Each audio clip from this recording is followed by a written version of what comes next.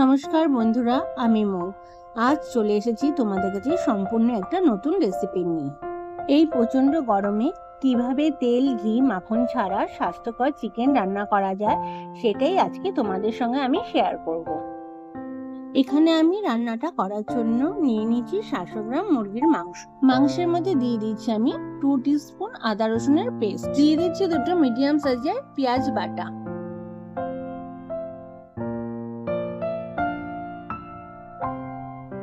এখানে আমি 4টে কাঁচা লঙ্কা কুচিয়ে রেখেছিলাম সেটা দিয়ে দেবো কয়েক টুকরো দারুচিনি, দিয়ে দেবো ফুল সমেত 8টা লবঙ্গ ও একটি তেজপাতা। এরপর দেব হলুদ গুঁড়ো, গোলমরিচ গুঁড়ো দেবো 1/2 টিস্পুন, ঝালের জন্য দেব লঙ্কার গুঁড়ো 1/2 টিস্পুন, দিয়ে দেবো গরম মশলা। এবার দিয়ে দেবো 100 গ্রাম ফেটানো টক দই,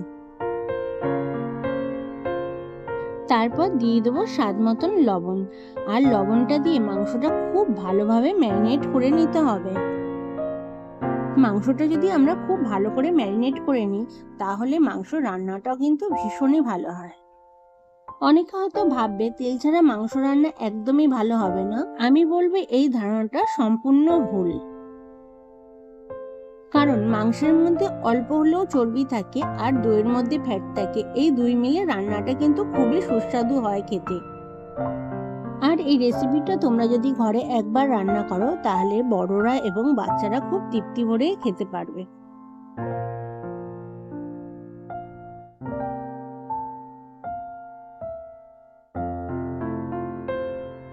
মাংসটা আমার খুব ভালোভাবে ম্যারিনেট করা হয়ে গেছে। এবার একটা ঢাকনা দিয়ে 40 মিনিট ঢেকে রেখে দেবো। 40 মিনিট বাদে গ্যাসের চুলায় একটি কড়াই বসিয়ে তাতে দিয়ে দেবো কুচনো পেঁয়াজ আর দিয়ে দেবো সামান্য পরিমাণ লবণ, যাতে পেঁয়াজটা খুব তাড়াতাড়ি নরম হয়ে যায়। নাড়তে নাড়তে পেঁয়াজগুলো যখন নরম হয়ে আসবে তখন ওই পেঁয়াজের মধ্যে দিয়ে দেব আগের থেকে ম্যারিনেট করা মাংসের পিসগুলো। মাংসের পিসগুলো আমি একে একে সব ওই পেঁয়াজের মধ্যে দিয়ে দেব।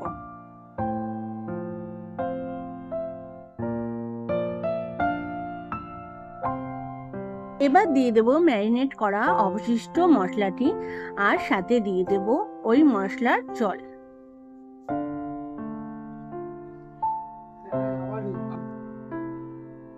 এবার মাংসটা বেশ খানিকক্ষণ ধরে ভালোভাবে কষিয়ে নেব।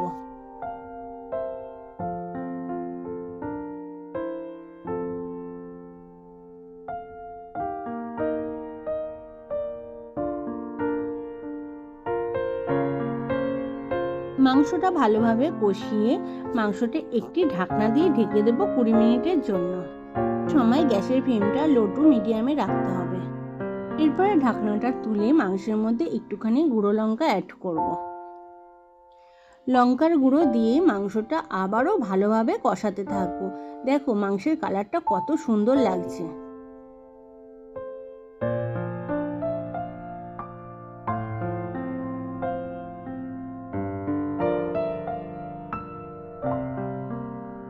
এবার মাংসটা কষিয়ে দিয়ে দেবো খুব সামান্য পরিমাণে জল। মাংসটা যেহেতু দই দিয়ে ম্যারিনেট করা আছে তাই মাংস থেকে অনেকটা পরিমাণেই জল বের হয়েছে। আর এই রান্নাটি বারবার ঢাকনা চাপা দিয়েই করতে হয়, এই রান্নায় খুব একটা জলের প্রয়োজন হয় না। এবার ঝোলটা ভালোভাবে ফুটে উঠলে তাতে দিয়ে দেবো কসুরি মেথি। কসুরি মেথিটা হাতের তালুতে আমি একটু ভালোভাবে ডলে মাংসের মধ্যে দিয়ে দেবো, এতে ফ্লেভারটা খুব ভালো আসবে। এই তেল ছাড়া মাংসটা ভাত, রুটি, লুচি, পরোটার সঙ্গে খেতে ভীষণই ভালো লাগে। আর খাবার সময় কেউ বুঝতেই পারবে না যে এটা তেল ছাড়া রান্না হয়েছে। আর তারই সঙ্গে তোমরা যারা আমার পুরনো বন্ধু তাদের অসংখ্য ধন্যবাদ জানাই।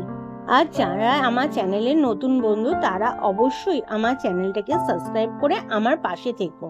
কসুরি মেথি দেবার পর আমি ঢাকনা দিয়ে ঢেকে মাংসটা আরো খানিকক্ষণ ফুটিয়ে নেবো। এই সময় গ্যাসের ফ্লেমটা কিন্তু একদমই হাই করা চলবে না, একদম লোতে দিয়ে রান্নাটা করে নিতে হবে। ঝোলটা একটু শুকনো শুকনো করে নামিয়ে নিলেই রেডি তেল, ঘি, মাখন ছাড়া মুরগির মাংস।